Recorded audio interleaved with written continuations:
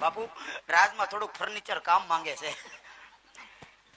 ગોરબાપા રાજના જ છે, તાજે તાજા. પ્રધાનજી ગોરદેવને રાજમાં આવવાની રજા આપો. આવો, તમને રજા છે. જય માતાજી મહારાજ, જય માતાજી. અરે પ્રણામ ગોરદેવ. પીગલ કના રજા પડિયાના તમારા સન્માન મળશે ગોરદેવ. અરે ગોરદેવ, આમાં તમે ક્યાંથી આવો છો, ક્યાં જઈ રહ્યા છો, અને અહીંયા આવવાનું કારણ શું છે? અરે મહારાજ, આવવાની વાત કરતા હોય આવું છું પોપણગઢથી.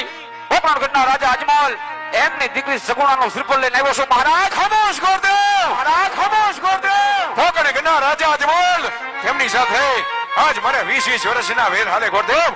એટલું જ નહીં ગોરદેવ, પણ 22 વર્ષના બોલા છે.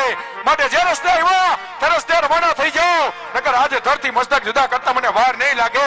પ્રધાનજી હા ગોરદેવ, આમ નહીં માને. મોટ રુદ્રના ધક્કા મરીને રાજીની માને કરો છો. એ જાઓ, એ જાઓ, એ જાઓ. પણ જાવા જો તો જાવ લે. અરે એ ભાઈ એ નીકળે.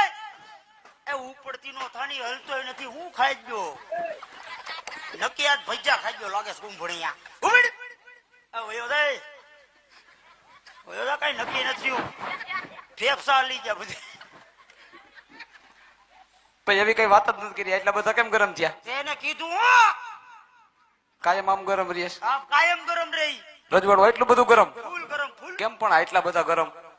ઈ હમણાં સોલાર ના પાણી થી નાય છે એટલે. તું કા ગરમ થા? હું ગરમ નો થાવ. કેમ? હું એની હેઠે બેઠો બેઠો નાતો હોય. ફરર પણ મેં ખાલી પોકરણ નું કીધું એમાં ગરમ થઈ ગયા. ખાલી પોકરણ નું. તમારે પોકરણગઢ નું નામ ન લેવાય. કેમ? પોકરણગઢ ની અંદર અમારે 20 વર્ષ થયું. ઝાલે 22